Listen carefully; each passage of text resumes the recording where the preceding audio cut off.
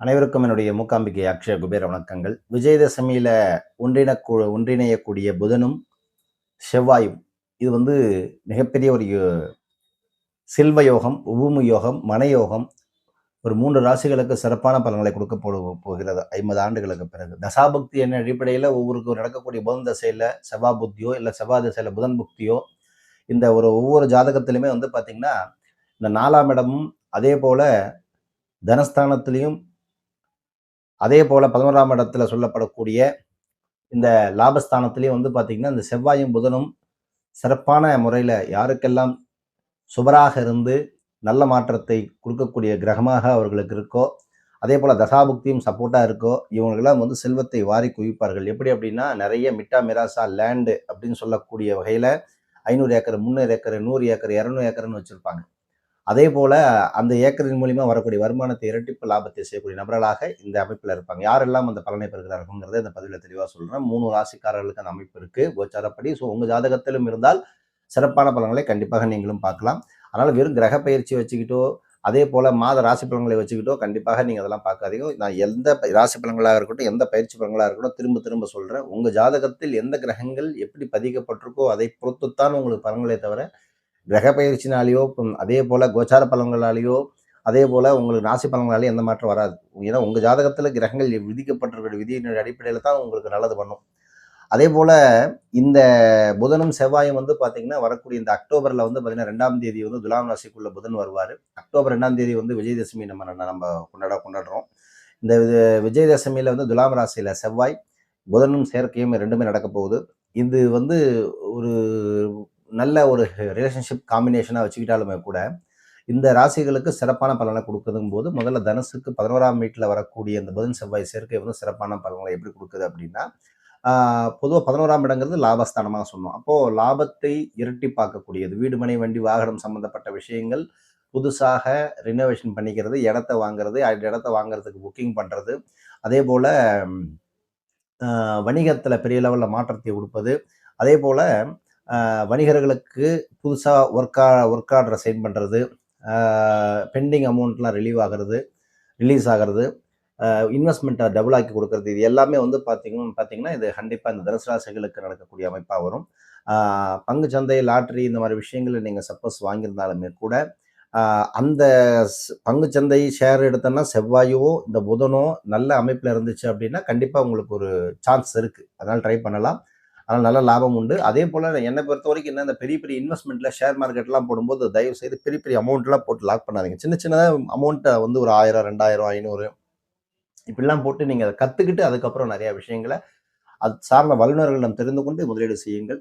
மேஷம் அடுத்தது நல்ல பலனை பெறக்கூடியது. மேஷத்தை பொறுத்த வரைக்கும் 7ஆம் வீட்டில் இந்த புதனும் செவ்வாயினுடைய சேர்க்கை வரும்பொழுது என்ன ஆகுது அப்படின்னா, திருமணம் செய்யக்கூடிய பெண்கள் அல்லது ஆண்கள் அவர்கள் மூலியமாக ஒரு யோகம் உங்களுக்கு காத்துக்கிட்டு இருக்கு. அதாவது திருமணம் நடக்காதவர்களுக்கு திருமணம் நடக்கக்கூடிய பாக்கியம், அதன் மூலியமாக பொன்பொருள் சேர்க்கை வரக்கூடியது.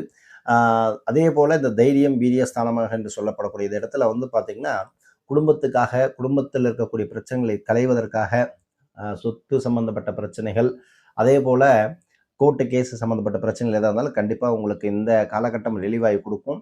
அதே போல் குடும்ப வாழ்க்கையில் தொழில் ரீதியாக நல்ல வாழ்க்கையை பெறக்கூடிய ஒரு அமைப்பு. இதனால் குடும்பத்தில் சில சிக்கல்கள் இருந்தாலும் இந்த புதன் செவ்வாயோட காம்பினேஷன் வரும்போது பிரச்சனைகளை தீர்த்து கொடுக்கும். இந்த காலகட்டம் குடும்பத்துடன் மகிழ்ச்சியுடன் செலவு பண்ணக்கூடிய ஒரு காலகட்டம். அதாவது 7ஆம்ங்கிற வீடுங்கிறது கலத்தரத்தில் வரும்பொழுது நிறைய பேர் சொல்லுவாங்க, இந்த 7ல் செவ்வாய் வந்துச்சு அப்படின்னா அது கலத்திர தோஷமாக மாறிடுது. அப்புறம் புதனும் செவ்வாயும் சேரும் பொழுது என்ன ஆகும் அப்படின்னு கேட்டிங்கன்னா, அப்போது தோஷமாக வராதா அப்படின்னு கேட்டால், இந்த யோகம் பார்த்தீங்கன்னா அவங்களுடைய ஜாதகத்தில் சிறப்பாக இருக்கக்கூடிய பட்சத்தில் மேஷத்துக்கு நல்ல பலனை கண்டிப்பாக கொடுத்து தீரும். ஸோ 7ஆம் இடமாக எடுத்தோம்னா துலாமில் வரும் மேஷத்துக்கு. அப்போ இந்த துலாமில் வரும்பொழுது இருக்கக்கூடிய சுக்கிர பகவானும் நல்லா இருந்துட்டார் அப்படின்னா கண்டிப்பாக பெரும் யோகத்தை கொடுக்கும். வரக்கூடிய மறைவின் மூலியமாக யோகமானது அப்படிங்கிறது இருக்குது. அதே போல் திருமணம் ஆனதுக்கு பிறகு யோகம் அப்படிங்கிறது இருக்குது. ஸோ இதையெல்லாம் நம்ம பார்க்கணும். அதில் துலாமில் பொறுத்த வரைக்கும் என்ன அப்படின்னா, சுவாதி நட்சத்திரத்திலோ விசாக நட்சத்திரத்திலோ அஸ்த நட்சத்திரத்தில் யாராக இருந்தாலுமே கண்டிப்பாக அதில் சுவாதியில் வந்துருச்சு அப்படின்னா இன்னும் கொஞ்சம் பெரிய பூஸ்டப்லாம் நடக்கும்.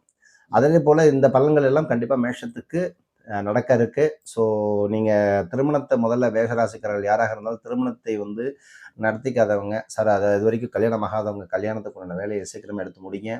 அதே போல் இன்வெஸ்ட்மெண்ட் ரியல் எஸ்டேட் சம்மந்தப்பட்ட விஷயங்களை பண்ணுறீங்களா கண்டிப்பாக பண்ணுங்கள். இதெல்லாம் கண்டிப்பாக மேஷத்துக்கு நல்ல மாற்றத்தை கொடுக்க போகுது. இதெல்லாம் கோச்சாரத்தினுடைய அடிப்படையில் நடக்கிறதுனால உங்களுடைய ஜாதகத்தில் நல்லா இருந்துச்சு, நல்ல பலனை கொடுக்கும். அதற்கு அடுத்ததாக வரக்கூடிய ராசியானது கடகராசி. கடகராசிக்கு பொறுத்த வரைக்கும் 4வது வீட்டில் புதனுடைய சேர்க்கை வரும்பொழுது என்னாகும் அப்படின்னா, கடகராசியில பொறுத்த வரைக்கும் செவ்வாய் நீசமாகி புதனாகப்பட்டவன் மகாதிபதியாக இருந்தாலுமே கூட இந்த ராசிக்காரர்களுக்கு பார்த்தீங்கன்னா 4ஆம் வீடு சுகஸ்தானமாக வரும்பொழுது இவர்களுக்கு மிகப்பெரிய ஒரு யோகத்தை கொடுக்கும். இப்போ காலபுருஷ தத்துவப்படி பார்க்கும்போது கடகத்துக்கு 4ஆம் வீடு பார்த்தீங்கன்னா துலாமா வரும். அப்போ இந்த சுக்கிரனும் இந்த புதனும் இந்த செவ்வாய் இந்த கடகராசிக்காரர்களுக்கு சிறப்பான பலன்களை பெறும்போது சிறப்பான பார்வை பெற்று சுபஸ்தானத்தில் தனஸ்தானத்தில் லாபஸ்தானத்தில் அமர்ந்திருந்தால் அப்படின்னால் கண்டிப்பாக நல்ல பலன்களை கிடைக்கும். அப்போ 4ஆம் வீட்டில் இருக்கும்போது என்னாகும், நல்ல நிதி ரீதியாக நல்ல மாற்றத்தை கொடுத்துரும். நான் நிறைய பணத்தை சம்பாதிக்கக்கூடிய ஒரு வாய்ப்புகளை கொடுக்கும். நான் ஏற்கனவே சொன்ன மாதிரி இந்த போன பதிவுகள்லாம் நீங்கள் பார்த்தீங்கன்னா இந்த கடகத்துக்கெல்லாம் சொத்து ரீதியான பிரச்சனைகளை தான் என்னால் தீர்த்து கொடுக்க போகுது. சொத்துக்களை வாங்குவதன் மூலியமாக நிதி ஆதாயங்களை பெறக்கூடிய ஒரு வாய்ப்பு, வேலை மற்றும் வணிகத்தில் நல்ல ஒரு முன்னேற்றத்தை ஏற்படுத்தக்கூடிய ஒரு காலகட்டமாக இந்த காலகட்டம் இருக்க போகுது. ஸோ அப்போ கடகம், அப்புறம் தனுசு, அதே போல் மேஷம், இந்த 3 ராசிகளுக்கு பார்த்திங்கன்னா இந்த செவ்வாய் புதனுடைய சேர்க்கை விஜயதசமியில் இருக்கக்கூடிய காலகட்டம் சிறப்பாக இருக்குது அப்படிங்கிறது புரிஞ்சு கொள்ள வேண்டும். ஸோ விஜயதசமியை பொறுத்த வரைக்கும் என்ன அப்படின்னு கேட்டிங்கன்னா, ஒரு விஷயத்தை புது கணக்கு போட்டு புது புக்கு வாங்கி என்னோடய வாழ்க்கையில் அடுத்த கட்ட விஜயதசமி வர்றதுக்குள்ளே மிகப்பெரிய ஒரு லாபத்திலையும் சரி தொழிலையும் சரி ஏற்றங்கள் நடக்க வேண்டும் என்று சொல்லி இந்த விஜயதசமி நாளில் நீங்கள் ஆரம்பிங்க. ஸோ விஜயதசமியில் என்ன பண்ணணுங்கிறத நான் அடுத்த பதிவை நான் உங்களுக்கு கொடுக்குறேன். ஸோ இந்த வீடியோ பார்த்து முடிஞ்ச உடனே ஒரு ஆடியோவாக நான் கொடுக்குறேன். அப்படி இல்லைனா ஃபேஸ்புக்கில் லைவ் செஷனாகவும் நான் கொடுக்குறேன் இன்னைக்கு. ஸோ அதை ஃபாலோ பண்ணிக்கோங்க. உங்களுடைய ஒவ்வொரு ஜாதகத்திலும் தெளிவாக சொல்கிறேன். நாம் எவ்வளோ பலன்களை பேசினாலும், நம்ம எவ்வளோ கிரக இணைவுகளை பற்றி பெரிய பெரிய ஜோதிடர்கள் யாராவது சொன்னாலுமே சரி, ஒரே விஷயத்தை மட்டும் தெளிவாக புரிஞ்சுக்கணும். எல்லாமே பார்த்துட்டேன். கடகத்துக்கு அப்படி இருக்கும், சிம்மத்துக்கு இப்படி இருக்கும், துலாபுக்கு அப்படி போகும். அதெல்லாம் எதுவுமே தூக்கி போட்டுருங்க. அதெல்லாம் அந்த மாதிரிலாம் எதுவும் பெருசாலாம் ஆஹா ஓஹோலாம் அப்படி நடக்காது. உங்களுடைய சுய ஜாதகத்தில் ஒவ்வொரு கிரகங்களும் இந்த காலகட்டத்தில் சில யோகங்களை பெற்றிருந்தது அப்படின்னா, அந்த யோகங்கள் வரும்பொழுது கண்டிப்பாக உங்களையே தள்ளிட்டு போயிடும் அந்த யோகம். இல்லை அப்படின்னா உங்களை தேடி அந்த யோகம் வரும். சில நடிகர்களோ சில அரசியல்வாதிகளோ சொல்லி கேள்விப்பட்டிருப்பீங்க, எனக்கு இதுக்கு சம்மந்தமே கிடையாது, ஆனால் இந்த ஒரு ஃபீல்டில் கொண்டாந்து இழுத்து விட்டு என்னை இந்த அளவுக்கு பெரிய லெவலில் கொண்டு வந்தது இந்த ஃபீல்டுன்னு சொல்லுவாங்க. ஸோ இந்த யோகங்கள் அந்த ஜாதகத்தில் இருந்துச்சு அப்படின்னா நீங்கள் தேடி போகணும், அதே உங்களை வழி நடத்தி கொண்டு போயிடும். கிரகங்கள் அப்படித்தான், இதை உணர மாட்டாங்க நிறைய பேர். வெறும் பயிற்சி பலங்களே ராகுகேது பயிற்சி, குரு பயிற்சி, சனி பயிற்சி, இப்படியே பயிற்சி பலங்களை பேசி பேசி பேசி பேசி காலத்தை ஓடிட்டே இருக்கிறாங்களே தவிர மக்களுக்கு எந்த ஒரு ரிலீஃபும் கிடைக்கிற மாதிரி எனக்கு ஒன்றும் தெரிஞ்ச இது இல்லை, நான் பார்த்ததில்லை.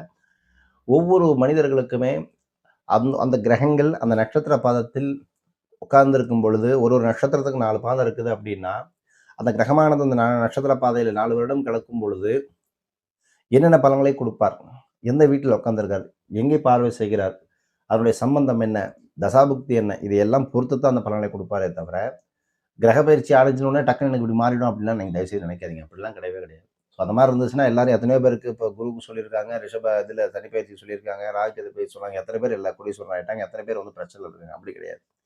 ஸோ அதனால் ஒவ்வொரு சுயகிரகங்களும் உங்கள் ஜாதகத்தில் எப்படி பதிக்கப்பட்டிருக்கோ அதை பொறுத்து தான் உங்களுக்கு வேலை செய்யும் அப்படிங்கிறத மட்டும் மனதில் வைத்துக் கொள்ளுங்கள்.